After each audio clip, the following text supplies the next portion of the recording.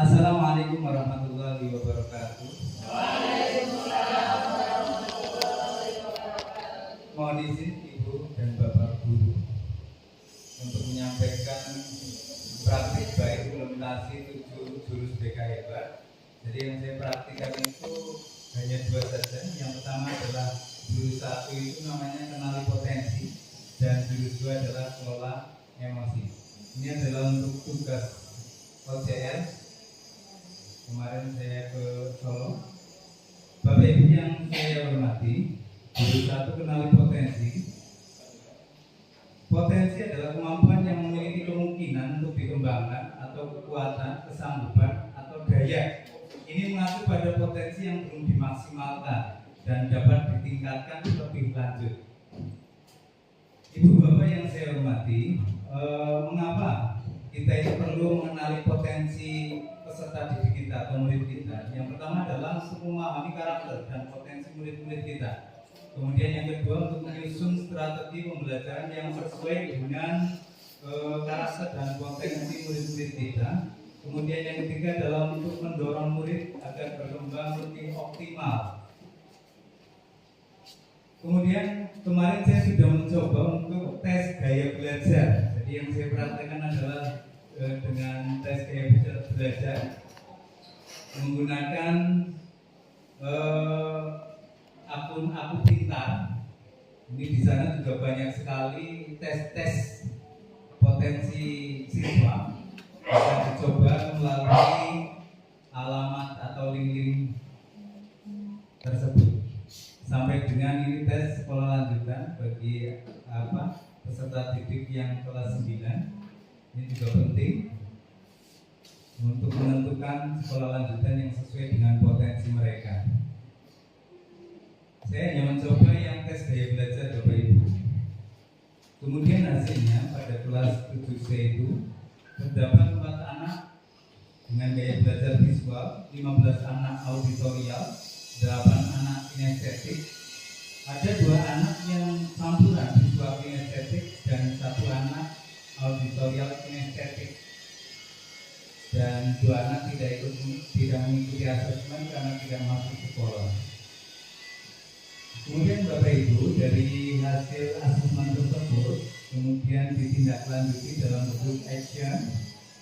Rencana apa yang akan dilakukan oleh murid-murid tersebut setelah mengetahui gaya belajar mereka masing-masing.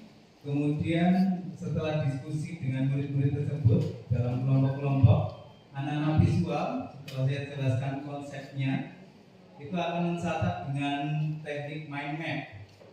Kemudian menempelkan catatan penting di tempat yang mudah terlihat, baik di ruang belajar maupun di kamar mereka masing-masing. Kemudian yang terakhir membaca dan menambahkan warna dengan stabilo pada hal-hal penting yang dibaca untuk dibaca ulang di buku mereka. Kemudian anak-anak auditorial, mereka bersepakat untuk diskusi dan tanya jawab dengan teman karena mereka lebih mengandalkan indera pendengaran mereka. Kemudian membaca ringkas atau bahkan membaca ringkas tapi direkam di HP untuk didengarkan berulang-ulang. Kemudian juga mereka akan belajar berpasangan, saling menjelaskan satu sama lainnya. Ini akan lebih mudah bagi anak-anak auditorial.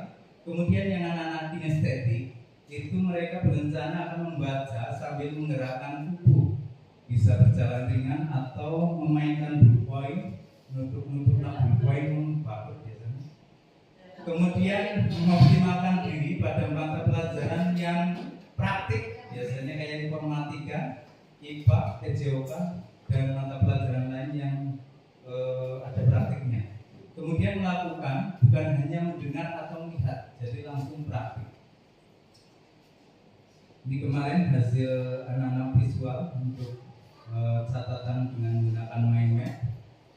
Dan ini pada mata pelajaran informatika, bisa menerima komputer dari beberapa. Itu kiranya Bapak Ibu. Kemudian jurus yang kedua yaitu kelola emosi. Apa sih itu emosi? Emosi itu adalah reaksi kompleks, jadi macam-macam reaksinya yang melibatkan perasaan, perilaku dan fisiologis terhadap suatu peristiwa atau situasi seperti kegembiraan, kesedihan atau kemarahan. Reaksi perasaan. Jadi emosi dasar manusia itu kan ada 6, ada marah, sedih, terus kemudian gembira, bahagia, ada jijik, ada kaget, cemas itu masuk pada kesedihan. Nah itu kemarin anak-anak juga tahunya emosi itu hanya marah. Saya mencoba untuk menerapkan jurus ini dengan cara murid diminta untuk menyediakan 1 lembar kertas masih bersih putih. Kemudian saya menceritakan judulnya itu hari yang apes. Tapi itu kiranya anak-anak itu mengalami di hari itu. Ada bangun pagi harus disiram oleh ibunya, kemudian berangkat sekolah, belum sarapan, banyak bocor, sampai di sekolah dimarahin oleh guru piket, sampai kelas belum mengerjakan PR, dan lain sebagainya, punya berat sekali. Nah kemudian murid itu diminta untuk mengekspresikan semua perasaan kepada kertas tersebut, dan hasilnya Bapak Ibu itu ada 16 murid, kertasnya itu rusuh, bahkan sampai ada yang robek. Kemudian saya tanya, kenapa kertas kamu kok sampai jadi segitu? Saya marah sekali di hari ini. Kemudian ada 9 murid yang sebagian kertas rusuh. Saya tanya, kenapa kertasmu sebagian bawah? Maaf Pak, kejadian ini sangat menyiksa diri saya. Kemudian ada 7 murid yang kertasnya itu masih rapi. Dan saya tanya, kenapa kertasmu kok masih seperti biasa, masih seperti biasa saja Pak? Saya sudah biasa mengalami hidup ini seperti itu. Jadi itu jawaban-jawaban dari anak-anak kita. Nah kemudian saya jelaskan pada murid-murid di kelas ini 7G, Pak Yudi walinya itu ya. Jadi emosi itu kalau diluapkan itu dengan berlebihan ternyata tidak baik, bisa menimbulkan sesuatu yang merugikan diri kita sendiri maupun orang lain. Sehingga bagaimana kita untuk belajar mengelola emosi kita.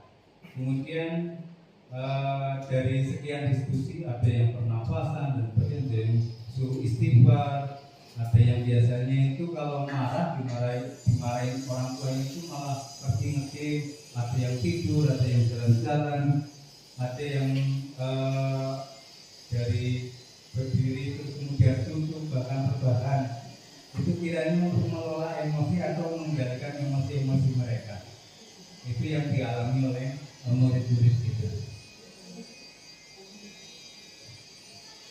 Kiranya itu Bapak Ibu yang saya sampaikan berdasarkan pengalaman saya di kelas yang saya sampaikan, jurus 1 di kelas 7C tentang gaya belajar, dan jurus 2 di kelas 7G tentang cara mengelola emosi. Sampai di sini ada yang perlu ditanyakan Bapak Ibu? Ya silakan Pak Agung. Ini agak sedikit penasaran karena Ibu sebagai Pak Guru tidak kasih kesempatan berbeda. Jadi saya lihat di situ untuk mengelola emosi ada penampasan 2, 4, 6 ditambah 3. Itu maksudnya 2, 4, 6 itu apa? Iya.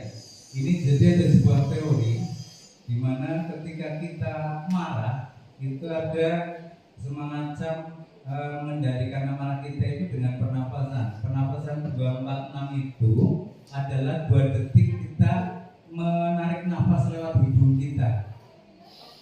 Kemudian disimpan di perut kita selama 4 detik. Kemudian dikeluarkan lewat sela-sela gigi kita selama 6 detik.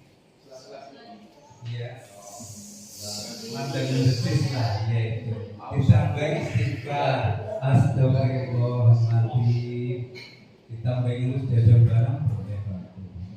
Itu kiranya. Ya silakan Bu Mas. Gimana? Mengelola atau bahkan mengendalikan emosi kita itu biar tidak meluap-luap. Kalau mungkin Bapak Ibu marah terhadap 2 anak daripada jadi bikin anak yang lain tidak menerima pelajaran, ya mungkin 2 anak itu dikeluarkan dulu lah. Artinya biar kita tidak emosi di kelas itu, mungkin diterapkan oleh Bapak Ibu bagaimana caranya seperti itu aja, agar yang lain tidak rugi. Kalau hanya yang ribut 2 anak, kenapa 2 anak itu nggak kita keluarkan biasa saja. Kiranya seperti itu. Artinya, atau kalau kita bisa mengendalikan anak-anak itu lebih baik. Yang penting jangan kita sampai emosi kemudian merugikan diri kita sendiri atau bahkan orang lain seperti itu. Begitu ya, kiranya cukup ya. Oke, kalau cukup, wassalamualaikum warahmatullahi wabarakatuh.